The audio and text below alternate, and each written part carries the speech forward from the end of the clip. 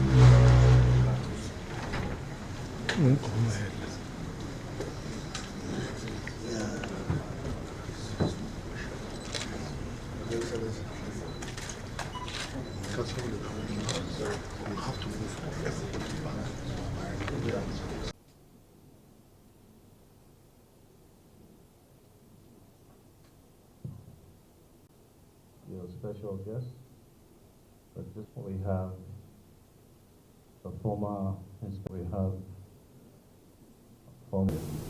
We're here to seek your blessing and your support for our quest to contest others for the position of the office of the president that will be available or that is vacancy in 2023. Some of you may know me, or most of you would know. My name is Devote. Amaechi. I'm a 56-year-old man. I don't want to put the word young man. I want to say that I have served this country. I started serving this country as a speaker at the age of 34. At 42, I became a governor. At 50, I became a minister. I want to be a president at 58 when I'm still very young. Because after 58, I should be retired if I don't become a president. The reason is that you need that agility, you need that vibrancy as a young man to look at the realities that are facing Nigeria and confront them the way we confronted them when I was governor. As governor, we had crisis in Rivers State. They were kidnapping 2 months old children. It was rampant. White men had left Port Harcourt. There was a case where the white man was kidnapped and his company paid 250 million naira to release him. Your Majesty, the first thing we did, we did 3 things. We passed a law that if you paid fine, if you paid ransom, you go to prison. 6 months in prison. The reason is that kidnapping has become business, become economical. In the sense that if there is no demand, there will be no supply. So once you take out the financial element in kidnapping will collapse. That's one thing we did. So we passed a law making it mandatory for those who pay fine to go to 6 months in prison. The next thing we did is to also pass the law to punish those who kidnap anybody. Your Majesty, we also looked at the economy of the state, and we had to work rapidly to ensure that we improved on the economy of the state. Because one of the reasons why we were kidnapping people was because of poverty. You don't give an excuse for kidnapping, but then you must look at the root cause, so you don't treat the symptoms. So we began to do infrastructure development. We built 150 health centers all over the state, in every village. We hired 400 extra doctors to increase our capacity to 600. We built between 300 to 500 primary schools. We took it away from the local government councils. We hired 13,200 teachers. And then, like I said, over 500 rural roads were constructed. That way, we are building an economy. And once we begin to build an economy, we began to also equip the Nigerian police and the Nigerian military. Today you have your son, Abida. In fact, I'm happy that he came because Abida is from Jos. He was one of those. The former IG was then Commissioner of Police in Port Harcourt then. And then Buratai, who is also in our campaign, Lieutenant General Buratai, who is also in our campaign, was the brigade commander. Once we created that economy, we chased them. We chased them with all the strength we had. In 6 months' time, life had returned to Plateau. Everybody was happy about that. So I think I'm equipped, very well equipped. And there's nobody that has been tested on the management of insecurity in this country that is on the stage today running. None. None. Emergency. I'm not the youngest, I'm not the oldest, but I'm the most experienced. I'm more experienced than Emergency. I've been speaker for 8 years, that's 2 terms. I've been governor for 8 years. That's how I met your son, the current governor of Plateau State. He was speaker at the same time as I was speaker. Emergency, I was governor for 8 years. Immediately after being speaker, I became the governor of the state for 8 years. Immediately after governor, I became minister. I was minister for 7 years, Emergency. I just resigned to enable me focus on the campaign. And by God's grace and by the grace of their majesties and Royal Highnesses, and by the grace of the people, I put delegated to the office of the President of the Federal Republic of Nigeria. And the change will come to bear. We'll focus on the economic growth of the country.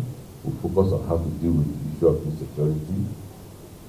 And we have also told other traditional rulers that the moment we are elected, we'll get a place, working with the National Assembly, we'll get a place for the traditional rulers in the Constitution. I want the traditional rulers to confront me once I get elected. You will see me go to the National Assembly. If I'm not successful, you will know that it's not my fault. If I'm successful, I will fight alongside the traditional rulers to ensure that there's a place for you in the Constitution. Even if it's not that we're not compensating you, we want to do that because in the one way we'll find solution to the insecurity. Because these criminals come from different villages, and these different villages all have traditional rulers at their head. So we employ the services of traditional rulers to help us reduce insecurity and help us in the administration of the rural community. Your Majesty, I wish you God's blessing. Thank you very much.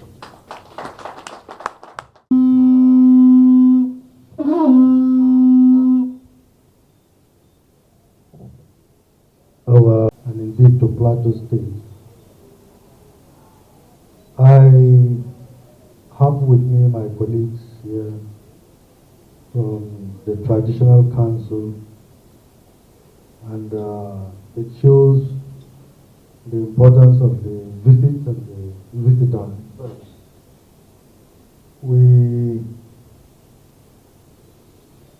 sincerely appreciate your coming here to introduce yourself and your goal, your desire to lead this country as President of the Federal Republic. Like you've rightly said, we have no doubt that you have all the experience that that you have garnered over the years. And you have age on your side to be able to stand up to the challenges of this country and be able to steer the country out of the woods and re-establish proper governance, develop the economy, and of course, with economic security, physical security will definitely come. And those of us who have known you didn't need to introduce yourself, but for the fact that there is a large gathering here, some have never met you, so it was good that you introduced yourself. On behalf of my colleagues, the Plateau State Council of Chiefs and Emirs, we sincerely welcome you. We appreciate your boldness to step out to serve your fatherland. And I want to assure you on behalf of my colleagues here that you have the blessings of the Plateau State Council of Chiefs and Emirs. And I want to say in all of our endeavor, It is only God who knows the destiny of every one of us. And as we go about pursuing this endeavor, we must always ensure that we take all to God in prayer. Because with God, there is nothing impossible that cannot be achieved for this country. And so, without mincing words, we want to assure you the support of the traditional council, who are leaders of the masses generally, and the fact that the APC chairman is here himself, the secretary to the government of the state, and many other high-powered entities, our own honorable member, House of Representatives. You can see that you have the right people who have accompanied you here, and God in His infinite mercy will hear our prayers accordingly. Let me also say, and your entourage is a very long-lost friend of mine, and he knows himself. Barde, when I saw you walking in, and if I knew you were coming, I would have told them to stop you at the gate, because you decided to disappear. This is my home, sir. I refuse to let you go home. He's a very old acquaintance and a very good friend. We've been there, and then on the entourage is my very, very young brother of Hussein Beto, the immediate past MD of Shipper's Council. Almost the entirety of his family is very well known to me, and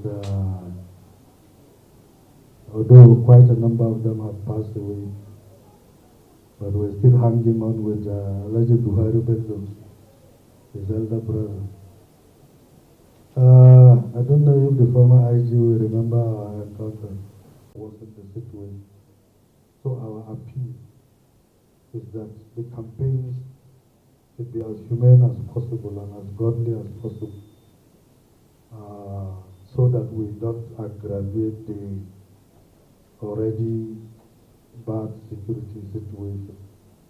And with this, God in His infinite mercy will lead us and guide us and protect us accordingly. So once more, we wish you the best. And like the Secretary to the Government of the State has said,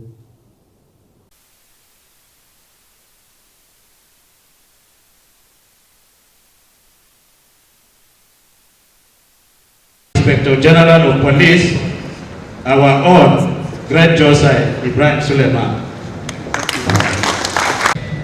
This is the first of the presidential aspirants we are receiving on the Plateau. I align myself with the well-structured protocol as it affects today's gathering.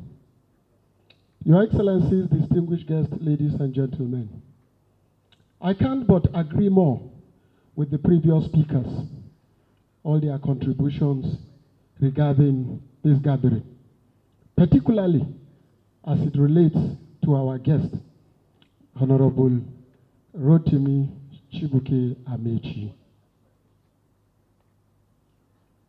As the representative of the 17 local government councils in Plateau State, and by extension, all other delegates that will be coming from these councils, I want to join the previous speakers in making two remarks. First, appreciating you as a person. To us, the people of Plateau State, you are not a guest, but a brother. We see this visit as homecoming.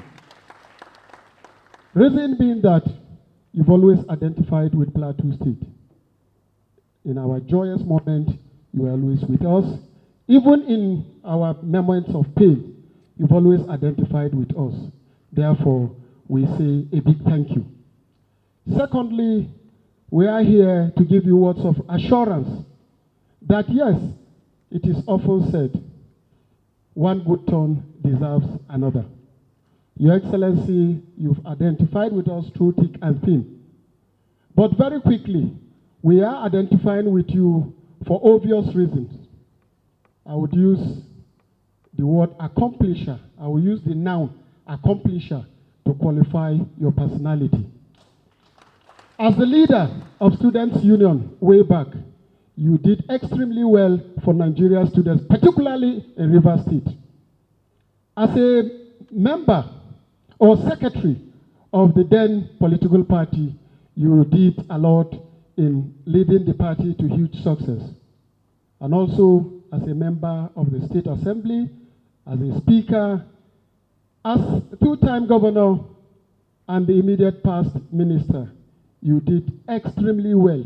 Therefore, what this country needs at this moment is simply an accomplisher. And we found that in you. We would always identify with you as far as that is concerned. Come 29th May to 30th, the entire delegates from Plateau would have no choice other than to identify with you and ensure that you are returned as a candidate for our great party, the All Progressives Congress. And by the grace of God, we would accompany that with the support come February 2023 to see you as our next president by the special grace of God. But before, if you want to see the vice president, you have to fill form, right? Now you can see him freely. If you want to see a minister, you have to write an application, right? Now you can see a minister freely. In fact, you can't see him, he's pursuing you. It's you that will say, no, I'm busy. Can you come tomorrow? So you're the most sorted after, and you make a decision that will make or mar the country. It's not a decision you should make lightly. It's a decision you should go home and sleep before you make that decision. Because the country either remains the way it is, or the country will move forward. If it will move forward, it's in your hands. If it will remain the way it is, it's also in your hands. Nigeria has gotten to a point where some of us are beginning to get frustrated. Because a lot of countries that were found at the same time as Nigeria have left Nigeria.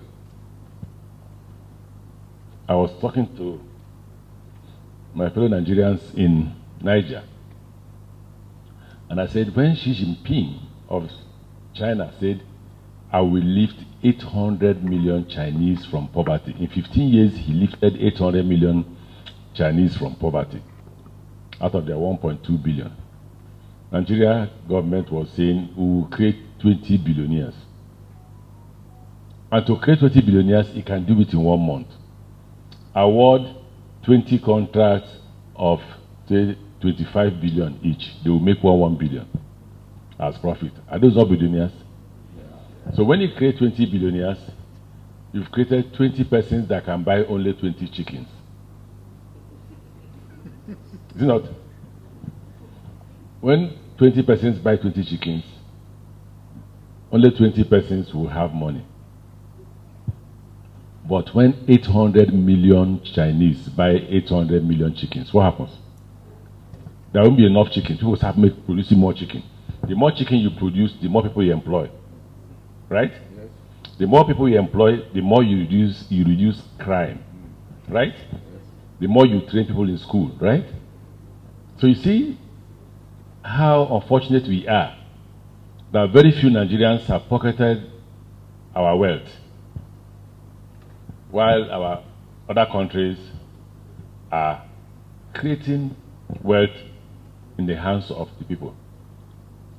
I think it was also yesterday when I was speaking to Nigerians, and I said, do you know why they don't respect us? Again, you know, before Nigeria was very highly respected. We didn't used to take visa to go to Britain. Do you know why they don't respect us again? Because we have 200 million Nigerians who have no money. So you are not a market. When you were a market, when Nigerians had money, when you were a market, white men were coming here now. They are ready to build a hotel. In fact, I give you an example of what to make out of 200 million Nigerians. Even if you're selling mama put outside the government house gate, and 1 million Nigerians buy mama put from you at 1 naira per plate, how much is that? 1 million per day. But you and I know that not up to 1 million Nigerians can buy that mama put any longer. So what was bringing the white man and investors those days is because you had the capacity to spend.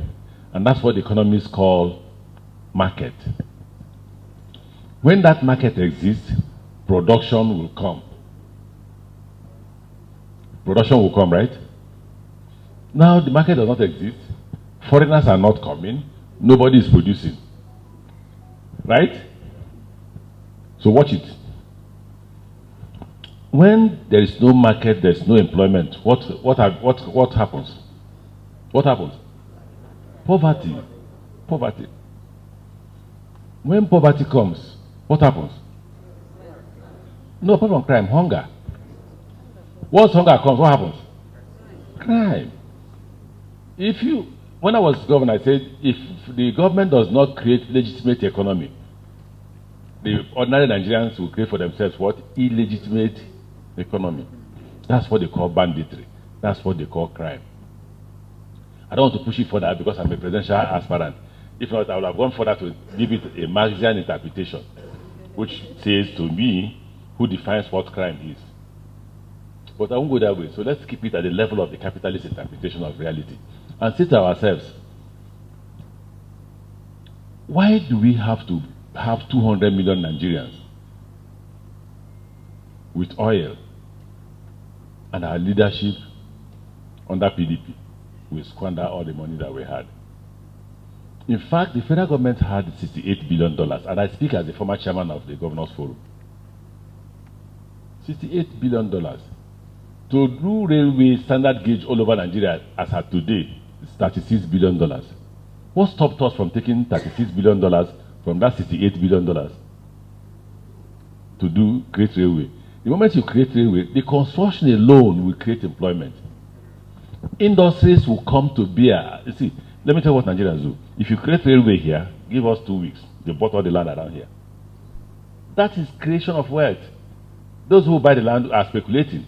They will sell to people who want to establish industries. But no. By the time we left office as governors, what was handed over to President Buhari was $2.5 billion. What happens to the rest? The Nigerian elite does not care for you and I.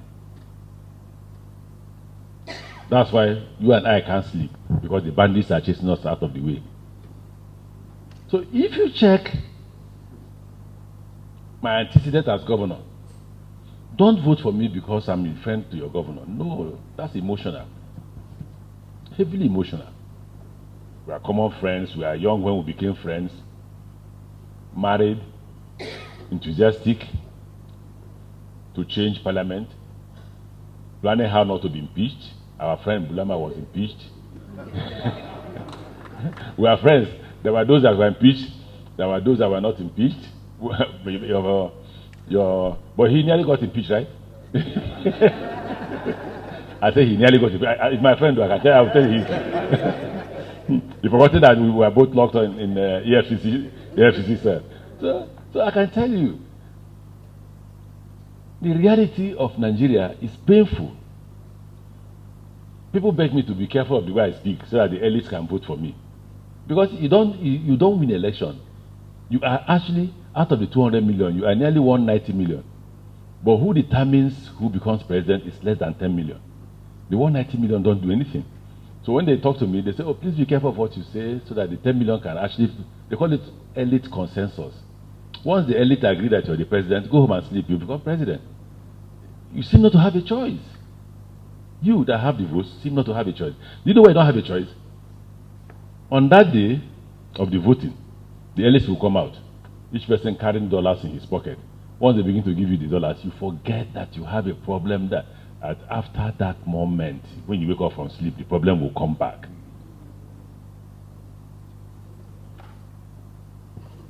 So when you read books that talk about economic realities and what to do, read what they call the pedagogy of the oppressed.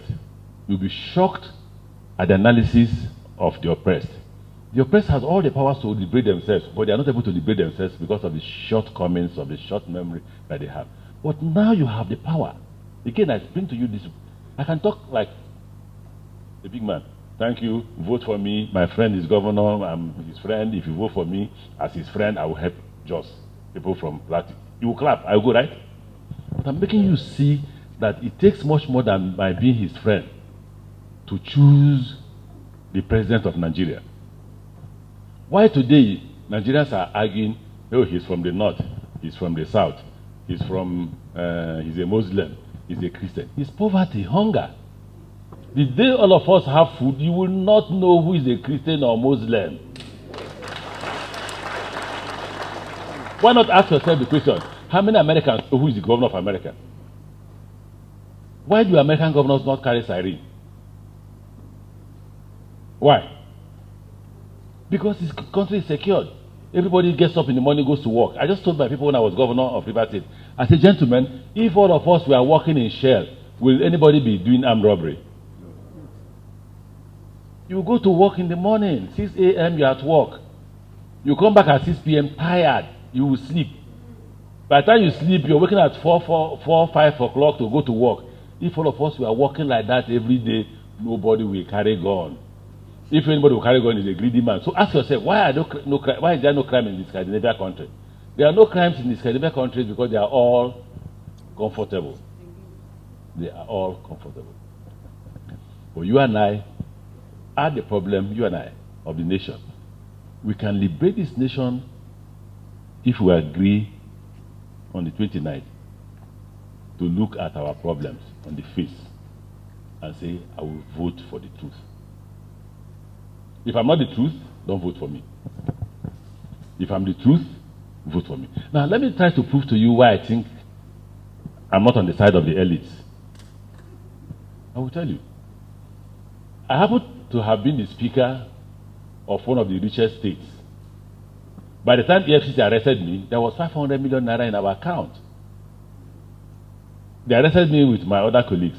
When they finished investigating, they found me free. There's one EFCC report I will show to the public if they get me angry. They investigated a project in my ministry. When they finished the report, they say, we did not find any money laundering activities in this ministry. The same way they did not find me culpable when I was speaker. Why? Public money is for public and private money is for what? Private. But the problem we have is that even when people who are private people take public money, you do nothing. You vote for them the next time. You will dance for them. They will call you for commissioning, you will dance. All governors, all ministers are paid to do their job. They are not paid to bring you to come and dance for them as if they did you a favor in constructing a road or building a railway. The reason why all of us scramble for political positions is because there are benefits to those positions. So we owe you, you don't owe us. But because you have put yourself in a position where it looks as if once you're made a minister, from God. When you need that, you see me. You don't see me. It's between you and your God. Now, to prove to you what I said, that I'm a bit different from the rest. I heard when the former minister spoke. I hear it. Out of the 27 states we went to, the only place I didn't hear that you're an honest man was Benue. Not because they wouldn't say it, I said it myself. If I didn't say it myself, when they were going to make their speech, they would have said it. What if I meet 100 Nigerians, 95 will tell me, he's a very honest man. So why can't you be honest like me? Why? Why must Amaechi be the person you say is honest? Why can't you say, me too, I'm honest? There are two reasons why I'm honest. I fear God. I want to go to heaven. If people don't want to go to heaven, I want to go to heaven. The next reason why I'm honest is that I'm innocent. Believe me, I'm innocent. When I say the things people say is honest, I don't know when I say them. I don't plan to say them. I don't want to hurt you. I'm just telling you the things I saw. Right? Okay, let me tell you the things I get for it. Don't do something around and make sure he will tell people to hell. If you don't want me to tell people, then do the right thing. Right? Let me tell you, one of the greatest difficulties our government faces is gossip. You know that? Nobody gossips to me. Ask him. You know why? Why people don't gossip to me? When you finish telling me now that our governor is a thief, he did this. When I see your governor, you'll be there. You just finish telling me that your governor comes. How about governor? This man said you're a thief, and I walk my way. Then if two of you are fighting, it's your business. Really your business.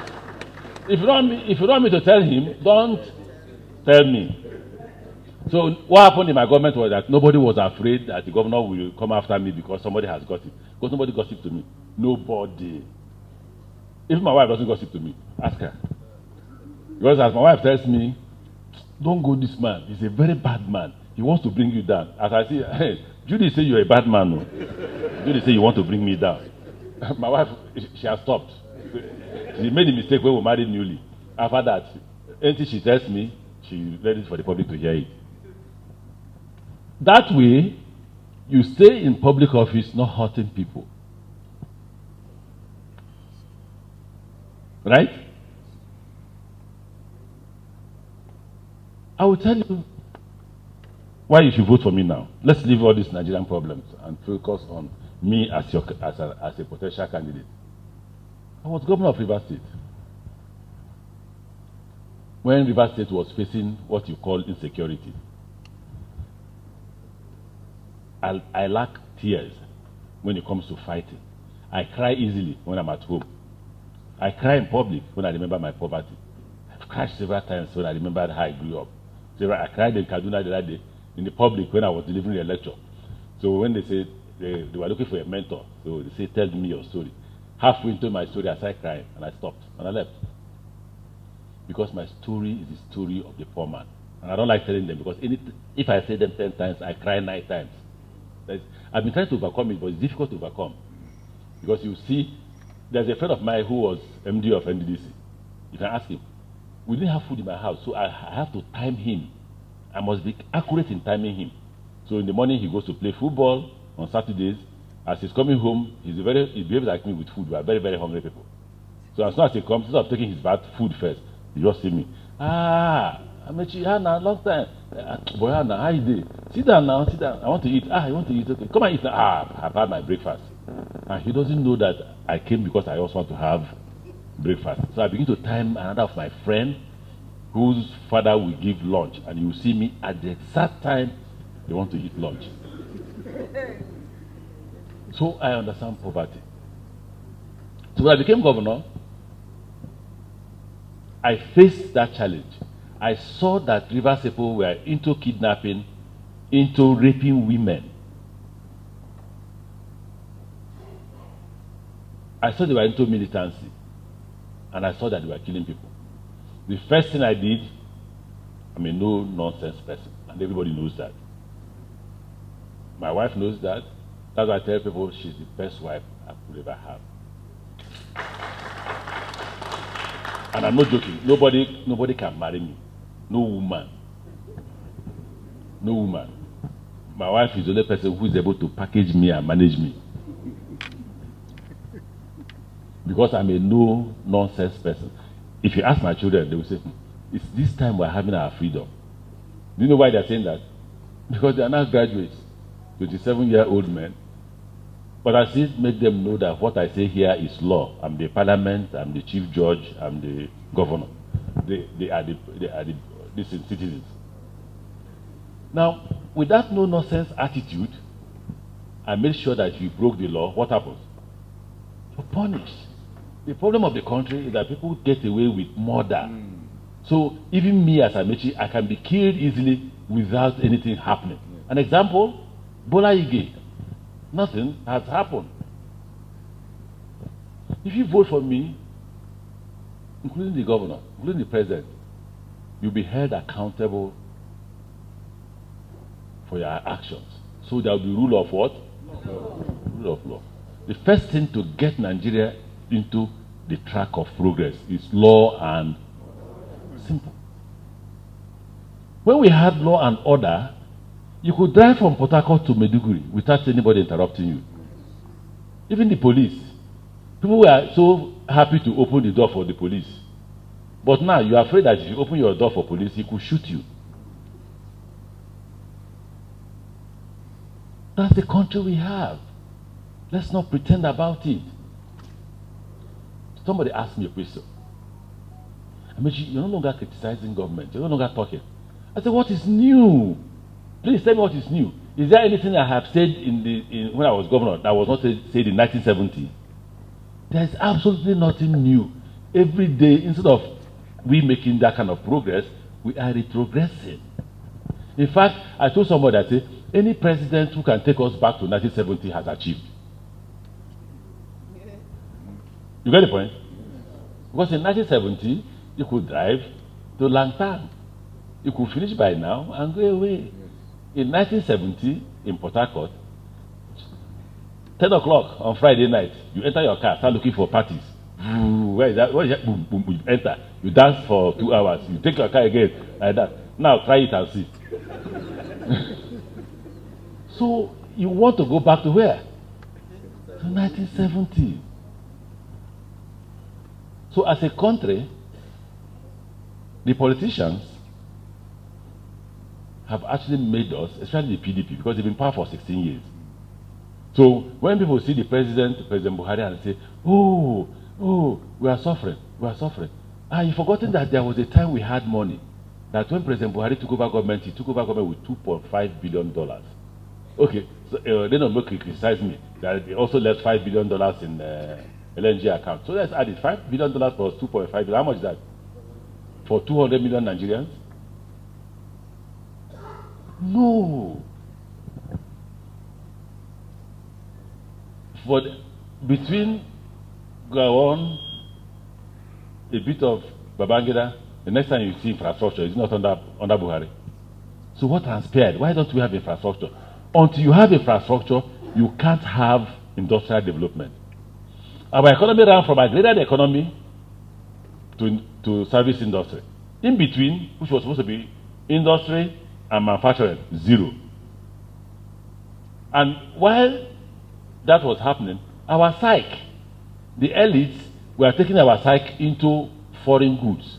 So when you meet our young daughters and sons, oh, I'm just coming from Jan now, I'm wearing Gucci, I'm wearing LV. That's what they're happy about.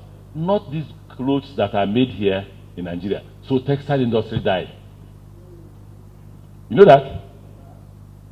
Textile industry died. So as governor of Rivers State, I created jobs. We have the biggest songhai farm in Africa. All we did was go to Benin Republic, pick the Nigerian. He's a Nigerian. That Reverend Father is a Nigerian. Father Amaechi, brought him to Port Harcourt and created a 300 hectares of land songhai farm, where we began to train farmers and give them money to go and farm their own. Right? We awarded contracts over 500 roads, 500, immediately. We immediately employed 13,200 teachers. Because then what do we have in our secondary schools?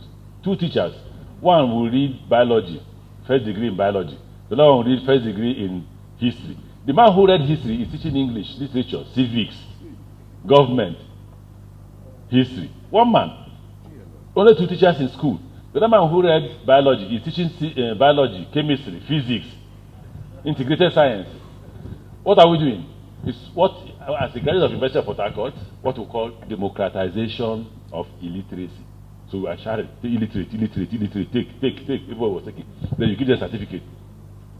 First school living certificate. English, can't speak. Doesn't know what civics is. So I call my friend, and I say, resign from World Bank. She's an Italian. And I like her for her courage. At that time, they were kidnapping a white woman, young girl. I said, I'd like you to do an assessment of education in Rivers State. By the time she finished, she said to me, Amaechi, you need 99,000 teachers in River State if you must progress with education.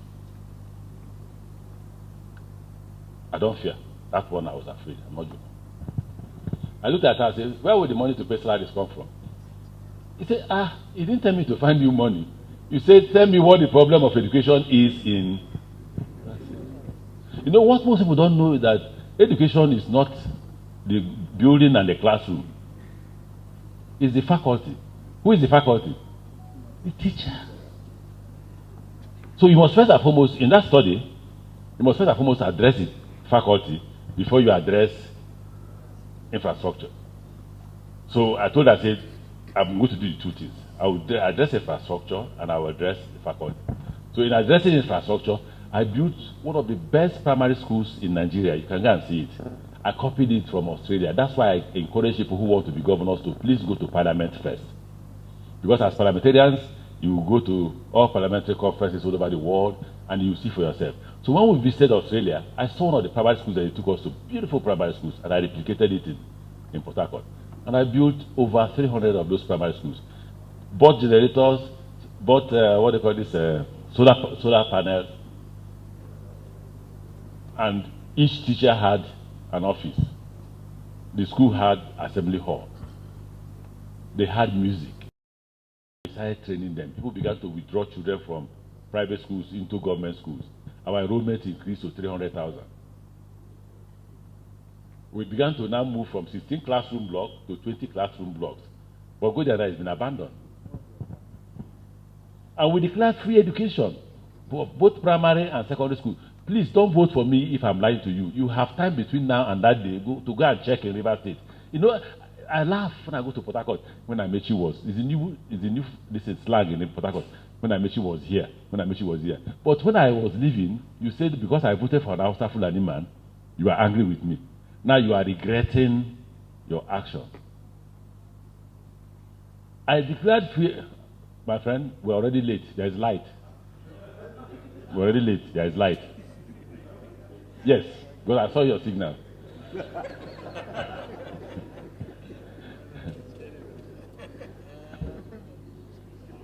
You made me lose my thought. Now, I declared free education. Let me tell you how Nigerian politicians declare free education. They say children don't pay. They provide nothing. I declare free education. You're the headmaster? Say yes. How many children do you have in your school? Give me the figure. How much is their school fees?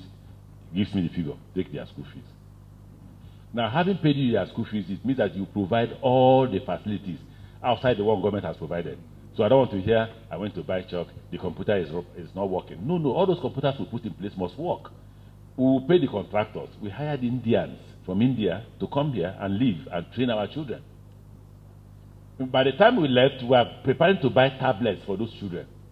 In fact, primary school and secondary school weren't my problem anymore. I was thinking, okay, if these children graduate from primary school and secondary school, with this computer knowledge, where would they go to? In Nigerian university, when Nigerian university is actually analog. So we began to build a new River State University of Science and Technology. But both secondary and primary that we declared for education, we are paying the fees of these children. We declared free health care. We built 150 health centers and hired 400 medical doctors. Don't vote for me if you don't verify. Just go and verify. If I'm lying, please don't vote. No, I'm trying to tell you why I say that I'm more experienced than these people. You know what these people call governance is dashing you money. It does not provide solution. You will chop the money, tomorrow you're hungry. Train your children and see whether they will take care of you when they get employed. My son called me today and said, Dad, I need you to pay for my ticket. I'm coming back from... I said, pay your ticket. What about your capacity to buy the ticket? You're a medical doctor, buy it yourself. He said, he doesn't have the money. I said, no. You are now at the age to take care of your father. Stop being deceived. I took care of my father before he died, so it's your turn. You see, the reason why you train your children is because at old age, what happens? Exactly. So on that day, I'll tell you what happened on that 29th. They'll bring dollars. All of you will be counting money. you will forget that you have a conscience. Any man without a conscience will not go to heaven. Write it down.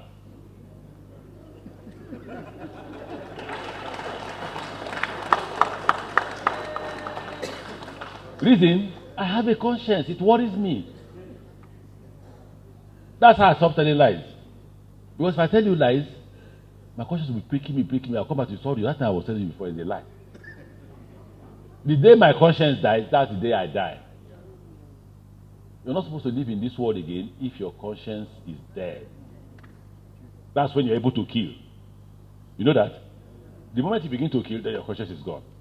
Whereas your conscience, I will tell you, no. Even accidents, I can't. If I have an accident, it worries me. I begin to think, imagine where I even kill a goat. I say, Kai, this poor man, maybe he's saving this goat for December to sell it to celebrate Christmas. Now you have denied him. I have to look for the owner of the goat to pay for the goat because God has placed me where I should not kill that goat because I'm denying a poor man his right to live. You owe yourself. You don't owe me. You owe me your vote, so. But I'm saying that if I'm not qualified, don't vote for me. I don't know why you want to vote for people who can't stand for you. I don't know why. Okay, let's look at somebody mentioned railway. And I'm going to tell you, we have started construction of the Port Harcourt-Maiduguri Railway. Port Harcourt-Maiduguri Railway will pass Jaws. Again, don't vote for me if you go to Port Harcourt and not see that they have started work. They have started. Speed is slow. Why? One man said he was chairman of one committee in National Assembly, House of Reps. And I'm not just chatting, sovereign immunity. When the people who used to give us loan heard it that people are no longer ready to sign, they stopped. So till now, we've not gotten the loan. The highest I could do is whatever money I had in the ministry, I was paying the contractor small to be quickly. While we are still negotiating the loan. We are now begging the Minister for Finance, Minister for Justice to please sign that sovereign immunity clause so I can get this loan, so I can get railway. That's why I say don't vote for me if you don't confirm this thing that I have said. But see, I've moved from there. I've told you about education, I've told you about the roads, I've told you about health. I told you about the fact that we employed 13,200 teachers. Having done this, what did we do? We armed the security. But you see, the problem of security is not the arms. What is the problem? Intelligence. You actually can fight these criminals without shooting them. They are human beings, they sleep. So we got intelligence people in. So if you shoot this man, the intelligence will tell us, it's John that shot this man. He lives in so bush. He wakes up at 12 midnight. He has a girlfriend at that house. He comes to pick the girl, or the girl goes by water to see him. So what do we plan? What's the subject target? The girl. We begin to monitor the girl. Gradually, the first day she wants to go and see the man, we watch her, we won't arrest her. She goes, the boat brings her back. The second day she goes, the boat does what? Brings her back. The third day, we introduce somebody that will be her friend. Right? Yes. The friend will pick up enough intelligence of when the man sleeps, when the man wakes, when the man does all things, how many guns in the camp and all that. Once we pick up that intelligence, the next day she's going, she won't know that we are in the water too with her. We catch her, and we're there. Catch everybody and bring home. That's how to stop militancy. It is not to carry gun. It will not work. What works is what? Intelligence. Intelligence would have picked up the fact that these guys were planning to bomb Kaduna rail line. Intelligence would have picked up that the day they came to the airport and killed somebody, where did they go to? That's what intelligence will ask. If intelligence had asked that question, you would have known where they were. And that they were only 2 days away to bombing Kaduna rail. That's intelligence. Those are things I got as a governor. So we began, and in 6 months, life returned to Port Harcourt. So if you vote for me, I assure you that Nigeria has no money. I've said it several times, Nigeria is broke. But whatever money we have, we shall spend it judiciously. What the president has taught all of us is how to manage our money judiciously. If we manage our money judiciously, like I said, when Obasanjo had $68 billion, which he left behind, by now, if we have nothing, we'll have had railway everywhere. And we'll have started creating employment. I owe you that responsibility that if you vote for me, I will create, working with you, that employment. Because if we don't create employment, we can't resolve security crisis. Right? And if we don't create employment, you start abusing me. I know Nigerians, you have no patience for any leader. I wish you good night. Don't mind what I say.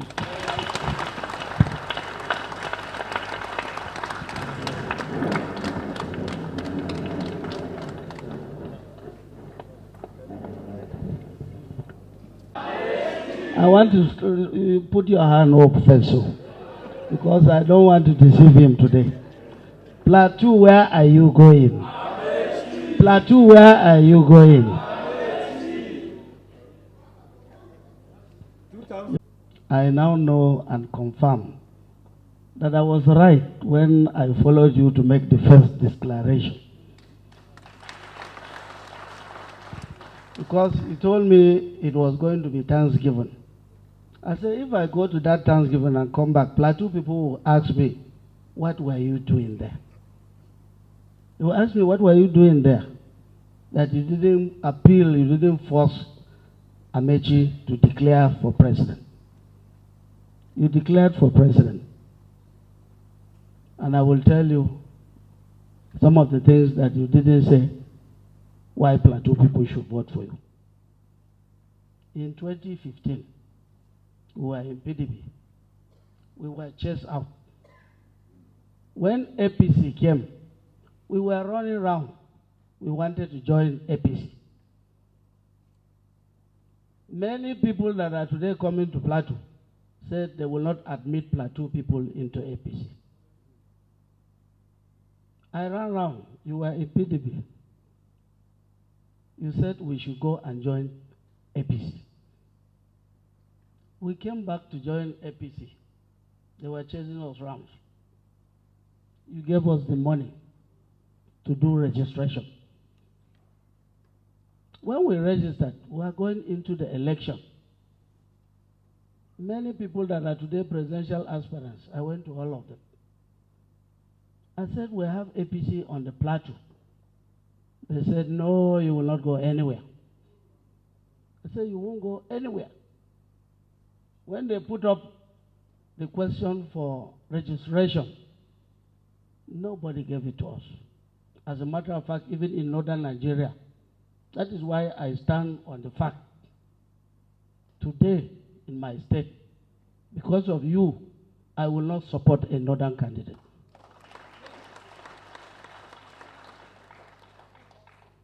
I remember what you did.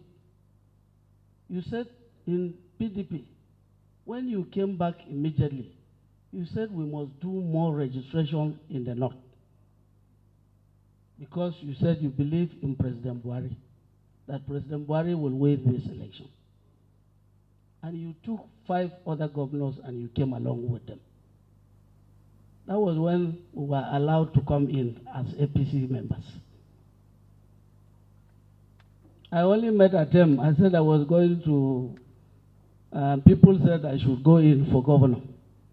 Some said you are only going in to fulfill to that. You said no, that even if it is that true that, I believe in Plateau people. Go, we will support you. First, I will say the figure. You gave 100 million to each of the northern states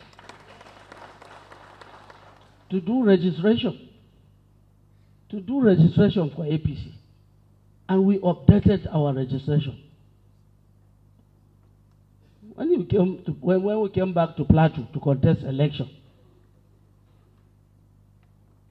nobody gave it to us. I was a governor. I was a candidate. But you said no. As a friend, I like Plateau people. I must do my best. You invested in Plateau. And out of nowhere, we won the election. Not only myself, we had many members in the House of Assembly. We had members in the National Assembly. Something that nobody gave to us. You gave to us. I learned some people are coming as presidential candidates. They will tell you, we did this for Plateau. I am the governor. I said, I have the records. Tell me what you did for Plateau. They said, no, when I become president, I will do more. You invested in Plateau State. That is why you are going to reap in Plateau State. We came back. We had security issues. You were our minister. I must say that. In the last 7 years, I want to confess to you that I had no minister. I will say it now. My minister at the Federal Executive Council, he was the one. Most of the developments, most of the approvals you saw from the president, it was this man that was doing for us. And I challenged most of our ministers. I said, what did you do? I was not worried because I had a minister. Everything that was discussed about Plateau, he will be there, he will discuss it. If it is approval, we will get it. He was our minister. So you were not minister of rivers. Because I remember the governor of rivers did not allow you to get it. But I took advantage of it. You were minister of Plateau State. You were minister of Plateau State. We got almost everything. In security, when there was security issues, I was very happy when I saw behind you our past security chiefs. Some of the best security chiefs we had. Mr. Suleiman Abba was the one who guided our security that made us produce the governor in 2015. IG, I remain very grateful. And I saw Nambazo too is in your team. I said Nambazo and Buratai. From the beginning to the end. I'm sure Agundu, Jara Agundu, you are a product of Buratai. When I had challenges, Buratai called me and said, I will bring somebody. I will bring somebody. Don't worry. He brought Agundu. After that time, criminals were running away from Plateau State. That was why I retained him as my special advisor on security. Today, I saw a chain of security experts following you because the challenge we have in Nigeria today is insecurity. And I know if you become president with these people, there will be no insecurity in Nigeria. We came back again the second time. When we came back the second time, we did our best, everything. At the time we were coming to election again, we were broke. We were broke. You know, governors too are broke always. I forgot to mention our brother, DIG Habila. This man met DIG, met Habila what he is. I'm sure I'm not lying. Plateau son, in whom we were very well pleased. A product of, again, our honorable minister. We thank you very much for standing behind him. We came back the second time. We had that big challenge. We are going into the election again. We spent all our money on presidential election. And I said we were broke. When I ran around people again, everybody said, no, we don't trust you. They said, we don't trust you. I said, fine. But the only man that trusted us was again our friend, DG campaign of Buhari. He came back again, rescued us, and today we are second time administration of APC in Nigeria. They mentioned railway, but you brought Shippers Council to us already, and the DG is here. You brought Shippers Council. We are now waiting for takeoff. When we get our inland, you restored back our inland container to us. So we are waiting, railway will come. But so many things that you did. For every employment in your ministry, you must call me. As I'm talking, the first set of people he took to China, 7 of them are Plateau boys. Very soon, they are coming back as experts and engineers. We will go on and on. When I saw you coming today and Plateau people, we said we will sleep here because we are not asking you to talk. That is why when you are talking, they didn't want you to talk. What they wanted to tell you is that you have done it. This is the time for you to reap. This is the time for you to reap. And you will reap it so that it will encourage others to come and do in Plateau State. I say it because, thank God, you are even the first presidential aspirant. Because when I invited them to come, they ran away. Many of them ran away. They say we can't come to Plateau because we are wasting our time. That Plateau people will not vote for them, they will vote for Amaechi. That they will vote for Rotimi Amaechi. I said, no, come and tell them now. Maybe you will tell them different things. Some met me, I said, you have to tell Plateau people what you have done for Plateau in the last 7 years. But if you didn't do anything, we don't want you to promise us that you will do it. We want to rely on somebody that has done it before. So you didn't need to talk much. We are telling you so that you may not waste your time to come back for campaign. We have taken our decision. I don't want to be the one to say it. I am sure, majority leader, you say you are going to move motion. Yes. As usual. Because I was only a speaker, I was not moving motions. You have done a lot. I don't want to repeat that. If I say so, they will say, you are my friend. But I've told you the history of this government. If you want to belong to national government, then our president is here. Our president is here.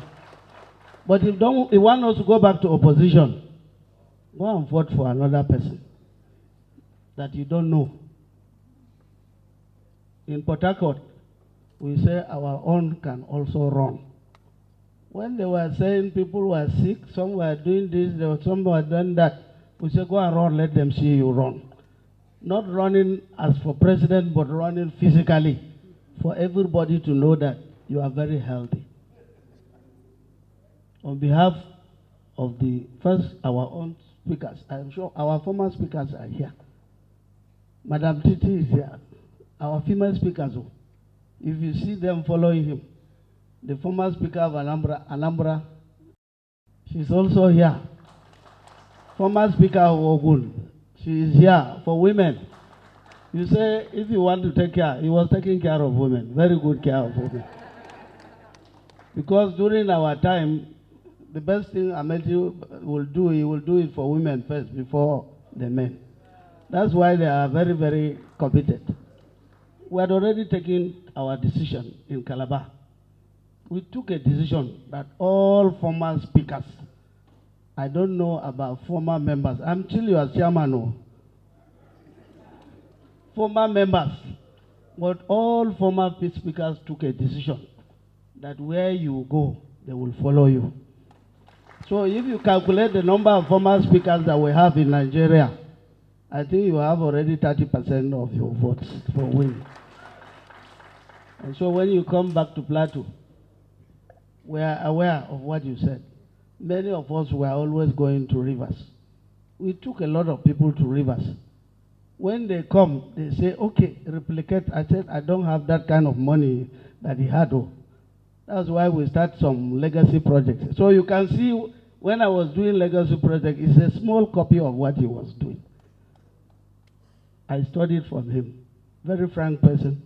Even some of us, his friends, are afraid of him. because you are arguing with him until you have the guts to argue.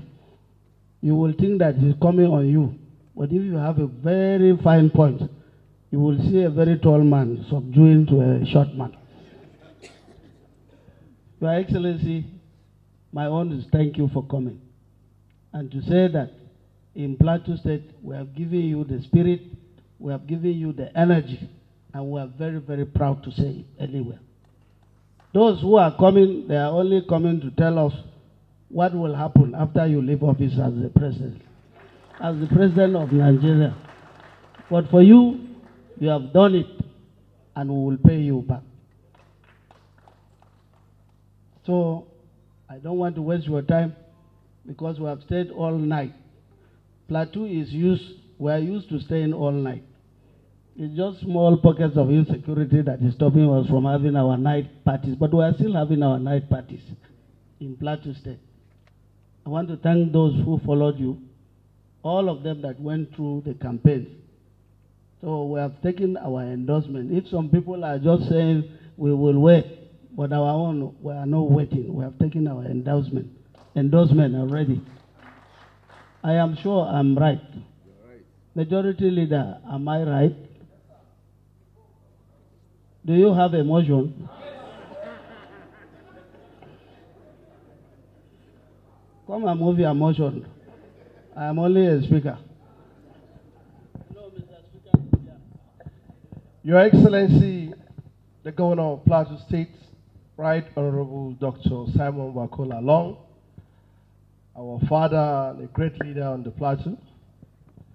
Your Excellency, the Deputy Governor of Plateau State, Your Excellency, the friend of our governor, the man of courage, the man of determination, the man full of energy, capacity to represent not only Nigeria, but your effort has actually demonstrated to the world that Africa can do much better.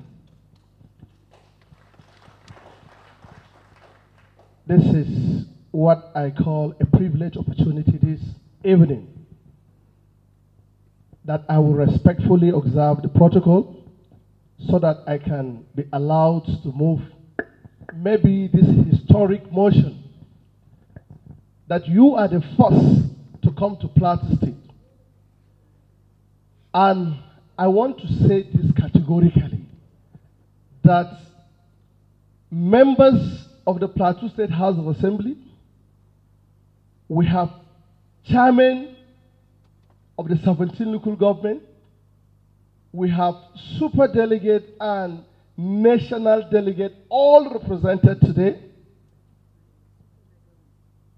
And what I am doing today is an endorsement by the delegates of Plateau State with their mandate. Your Excellency, I want to use this opportunity to move a motion that haven't come to Plateau State, and with all the things you have done for the people of Plateau State, we have heard, listened to our governor mention one after another. With your kind permission, Your Excellency, I want to move this motion that all the delegates coming from Plateau State have adopted you as the sole candidate that we are going to vote on the day of the election. Your Excellency, I so move this motion. Thank you. Thank you very much. Now, as a former speaker, I will say the motion has been moved. Do we have a seconder? Honorable Babs? Okay. He is a fourth-time member.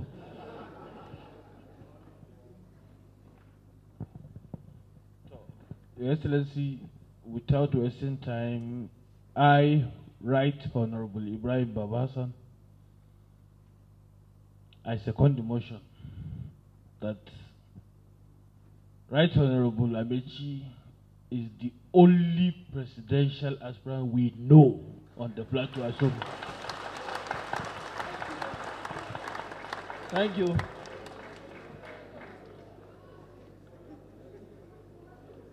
He has moved the motion and it's seconded. Oh, Mr. Speaker is here. Oh. Please come and do your duty. I am not speaker. I don't want to be a fake speaker now. Come and do your duty as a speaker. Thank you, Your Excellency. There was a motion moved, and there was a motion seconded. I, the Speaker of the Plateau State House of Assembly, hereby want to put a question that those in favor that Amaechi is the sole candidate of the APC presidential here as accepted on the Plateau, say aye. Those against say nay. The ayes have it.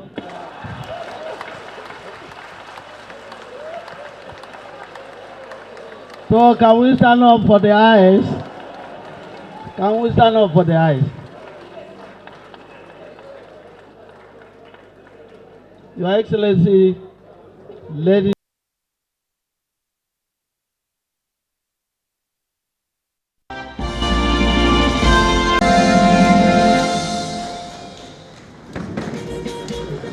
Bueno, entonces,